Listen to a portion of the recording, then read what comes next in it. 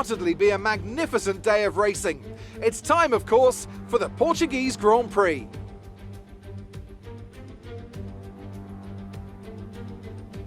.9 miles of track at Portimao, featuring 15 turns, 9 to the right and 6 to the left. There's a lot going on here, a lot of elevation changes that will affect the driver's braking and acceleration. Keep an eye out for the DRS zone on the final straight. That will be the setup for a lot of today's overtaking chances.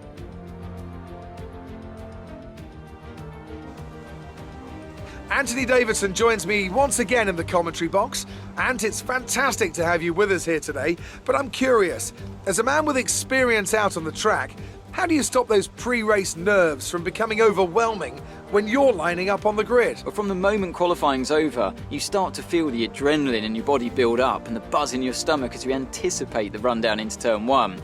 It's all a bit like going into battle, and the unknown situation makes you nervous. Those pre-race nerves are a good thing. The day you don't have them means that you don't care anymore. And of course, you have to make sure that all the procedures are second nature to you, so that they're not taking up too much of your capacity.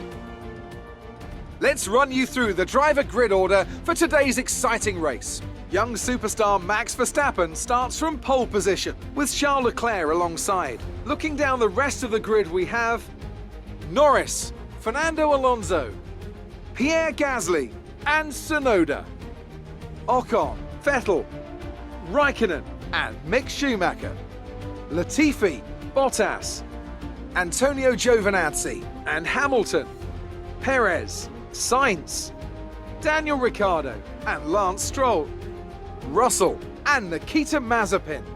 And with lights out just moments away, it's time to go down to the track. Well, and you heard the man. Welcome to Portugal, Portimao. Got a little 5-lap race, showing you guys the circuit, how everything works. 5 lights. Away we go.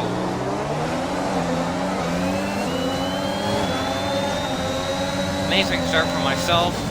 I don't know how though. Nearly lost it in the first corner. There's going to be a lot of drama there during online lobbies, I can tell you that much. Feels kind of like that's going to be Italy turn 1, because you can cut it so much you can just go straight lining through that thing. Down into turn...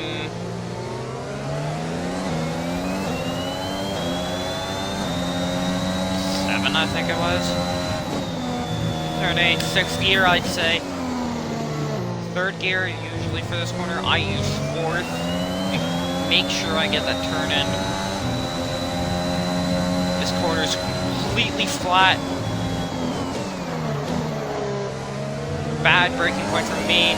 That lets show right by me. Send it up and inside to that corner. Watch a little snippet thing from the F1 channel earlier saying that their braking point there is a white line, but you probably couldn't see it because Charles was right next to it. Into the final corner, which is very unique. I run wide, I had the overtaking on, and fastest lap, and there's a lot of sparks. We're definitely not going to see the Aston Martin safety car, because it's a 5-lap race and you can turn safety car on. Seems like there's already damage in the back for 2 of the cars behind. There's already been so much action in this race. I feel like I can brake a bit later for that, but I don't want to risk it. Running a bit wide, it's a good thing I do. Regular corner cutting rules on, or else that would be probably a penalty or something like that.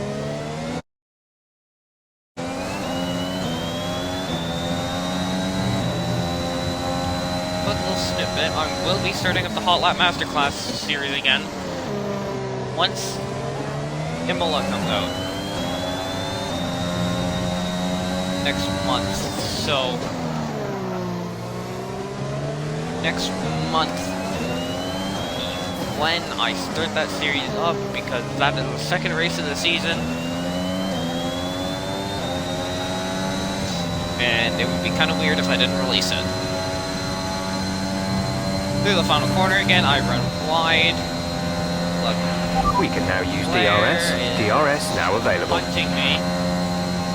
This is the fastest lap of the race though, which is kind of surprising, because I thought he would. Using all the curb there. Down to second for this corner, short shift to third, short shift to fourth, going up through this very tall corner.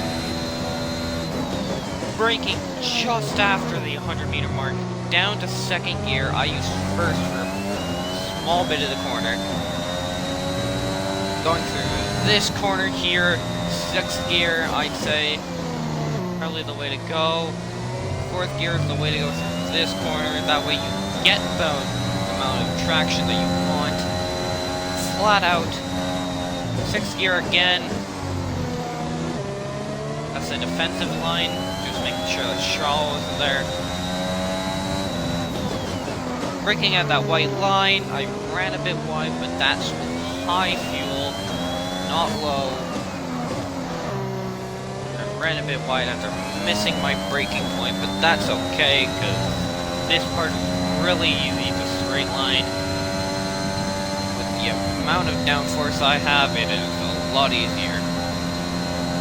Fastest Great lap work. by a That's second. a new fastest lap of the race. 22.2.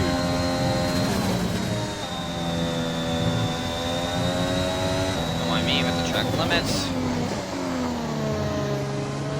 For the final lap, I think I'll just let you guys enjoy pure engine sounds from this newly upgraded to the fastest car, Red Bull Honda.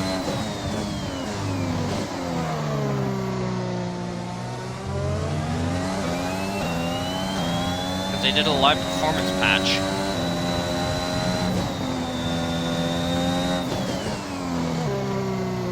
I think soon enough with setups, you'll be able to easily go through these corners. It just depends on how long it takes people like TRL Limitless to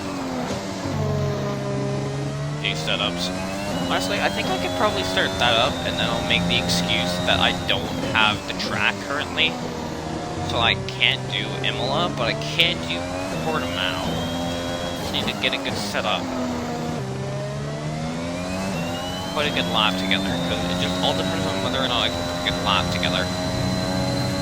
Especially around this circuit, which is brand new, and people are doing 116s, 115s. This is your final lap.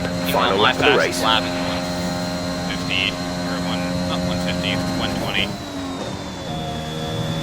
I'll let you enjoy pure engine sounds from the Red Bull.